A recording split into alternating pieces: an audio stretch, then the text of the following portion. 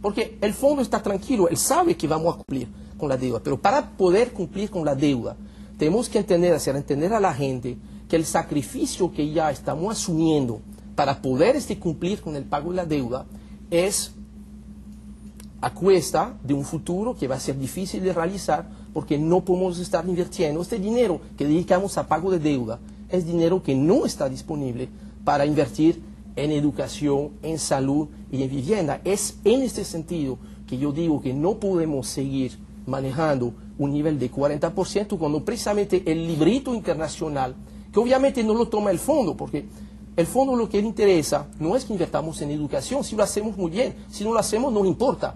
A él lo que le importa es que podamos estar pagando la deuda. Y nos estamos comprometiendo efectivamente a pagar la deuda, pero el costo de eso es que en vez de poder aumentar la inversión en educación, en salud y en vivienda, el aumento de los gastos se nos está llevando al servicio de la deuda. Entonces, saber si la dinámica va a seguir así, lo que te dice el librito internacional y lo que mostró el estudio de Temístocles Montaz, que cuando ya tú te pasaste del 30% como porcentaje de los ingresos, ya tú estás en la zona roja y hay un problema de que eso se te vuelva muy difícil de bajar como porcentaje de los ingresos. Eso fue el planteamiento básicamente. No, y la verdad que, mira, se necesita, es ideal que todo país tenga una política nacional de endeudamiento.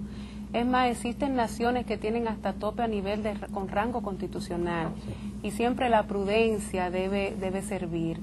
Pero es lo que yo te decía en el otro segmento, hay que saber decir las cosas porque como se interpreta ahí, parecería que estamos hablando de la incapacidad de cumplir como país con nuestros compromisos con el exterior y no es el punto. Lo que tú estás diciendo ahora es qué pena que estamos invirtiendo el 40% de nuestros ingresos en pagar capital e intereses de deuda que se tomó hace 20 años, 25 años, 15 años, 10 años, donde todos los gobiernos de todos los colores están comprometidos y entonces podemos liberar esos recursos, ese fardo, para dedicarlo al gasto social, en educación, en salud, en ir a los sectores más vulnerables. Mira, ahí yo estoy de acuerdo contigo en esa parte. Hasta el 2008 estaba en muy esa bien, parte estoy de acuerdo. Eso es importante recordar, no es necesariamente una pesada herencia del pasado. Hasta el año 2008, nuestro servicio de la deuda como porcentaje de los ingresos era muy manejable. Claro. 25%. Pero un poco, yo estoy de acuerdo con el planteamiento, pero resulta un tanto simplista tú de ir de punta a punta, 4 años, 38 duplicado, sin ver lo que está detrás de esa cifra, cuándo se contrató esa deuda, cómo se contrató. Hay un elemento de la composición de la misma. Bernardo hablaba del endurecimiento y yo decía, pero ¿será que yo no estoy leyendo bien las cifras oficiales? Porque es todo lo contrario. En los últimos 4 o 5 años se ha generado un cambio profundo del perfil de la deuda en la República Dominicana. En el 2006, por ejemplo, para no hacer 4 años, la deuda la deuda oficial, que es con organismos multilaterales, BID, que es más concesional, era un 70%. Y 5 años después es un 82% prácticamente. O sea, 12 puntos porcentuales.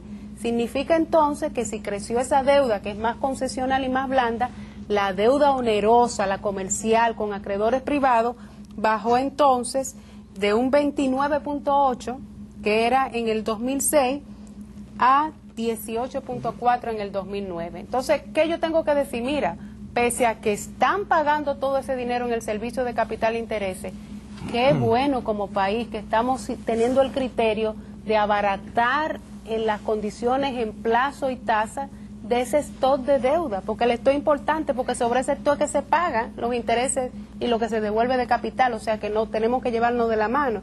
Y otro aspecto importante, por ejemplo, la deuda bilateral. Señor, el 45% de la deuda bilateral hoy de República Dominicana es una deuda a 20 años a un 2% que es la deuda con Petrocaribe. Que es la más concesional. Que es prácticamente un regalo. Es más, mire, como economista le digo que en términos del valor presente, esa deuda a Venezuela es negativo. O sea, es prácticamente un regalo, porque en 20 años tú un 2% no es el valor del dinero para Venezuela. Fuera de aspecto político, eso es muy mal negocio para totalmente Venezuela. Concesional. Es mal negocio para Venezuela, pero excelente para República Dominicana. Ahora, ¿qué deberíamos preocuparnos? Y esa representa el 20% de la deuda, ¿no? El 20, exactamente, el 45% de la bilateral y el 20% de la deuda. Entonces, ¿ha mejorado o ha empeorado? Gracias a Petrocaribe tenemos una deuda, una composición importante, mucho más concesional, que es un verdadero regalo. Ahora debemos preocuparnos porque esa deuda, los recursos se destinen de manera reproductiva, en sectores que impacten en la parte social, en la calidad del destino. Mira, ahí yo estoy de acuerdo que hay que mejorar. Que hay dos cosas que yo quiero que no pasemos por alto. Primero, ¿qué es lo que origina la deuda? Segundo, ¿cuál es la deuda que se toma y para qué se toma la deuda? Que eso es lo más preocupante. Sí. Porque yo te digo, ojalá que tú te endeudes un 100% del PIB para deuda reproductiva. Exacto. Que genere riqueza y que se pueda repagar a sí mismo. Claro. Ojalá que así sea. Sí. Pero el problema es que el origen de la deuda es un origen histórico arrastrado que tiene su causa en los déficits fiscales que todos y cada uno de los gobiernos que hemos tenido los dominicanos han incurrido en ello. Eso sí es verdad. Vamos a ir a una pausa porque tú has dado en un punto en la diana del amigo Rolando. Sí. Vamos a una pausa y regresamos.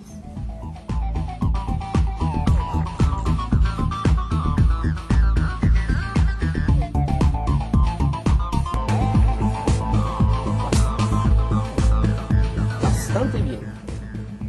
Bien, amigos, este es un tema sumamente interesante, un tema que da mucho de qué hablar y de qué discutir. Hay muchos criterios que se pueden argumentar cuando se habla del tema de la deuda. Y realmente en esta cuestión de hoy día, tal y como está planteado el ambiente en la República Dominicana, el ambiente político, uno se da cuenta de que se está utilizando mucho el tema con una finalidad que no es la de orientar a la opinión pública, sino de crear confusión y de crear un ambiente adverso a las autoridades de ahora, que no han hecho nada diferente a lo que hicieron las autoridades de ayer. Todos han incurrido en la misma falla. Nosotros no estamos aquí justificando la deuda, nosotros lo que estamos tratando de aclarar es por qué la deuda se analiza de una manera, y más que eso, cuál es la deuda y cuándo se dice que la deuda es insostenible. ¿Cuáles son las razones por las cuales se endeuda un país, o más que un país, el gobierno de un país? Históricamente lo que pasa es que los gobiernos trabajan con déficit en sus finanzas públicas, se exceden en sus gastos más allá de lo que son sus ingresos. Entonces, al final de cada periodo tú terminas con un déficit de las finanzas públicas. Tú tienes que financiar, tienes que buscar los recursos, ya sea internamente o externamente, para fines de equilibrar las finanzas públicas y entonces tú resolver el problema de tu manejo de las finanzas públicas. Cuando los gobiernos gastan más, cuando lo hacen las familias, cuando lo hacen los países, cuando lo hacen las empresas, cuando lo hace todo el mundo, cuando gasta más de lo que tiene como ingreso, tiene un problema. Tiene un problema, tiene un faltante que hay que buscar. Y hay muchas formas de buscarlo. Si tú eres hijo de un papá rico, tal vez tú puedas ir donde tu papá y decirle, mira, me faltan 50,000 pesos para resolver los problemas de mi casa porque yo me excedí en los gastos en 50,000 pesos. Y a lo mejor tu papá te lo da y te dice, bueno, toma, tú eres hijo mío, lo que yo tengo es tuyo. Y tú resolviste, pero ya tú estás generando un problema. Pero los países no tienen padres que le puedan resolver sus problemas de las finanzas públicas en un momento dado.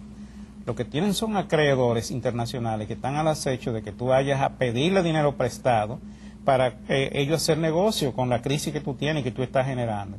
Cuando los países acumulan periodo tras periodo déficit que tienen que ser financiados, lo que está haciendo es generando deuda tras deuda tras deuda y acumulando un problema que en algún momento dado, si no se para y si no se redefine, va a generar un problema como se lo generaría a cualquier familia que cada mes termina con sus finanzas personales en rojo.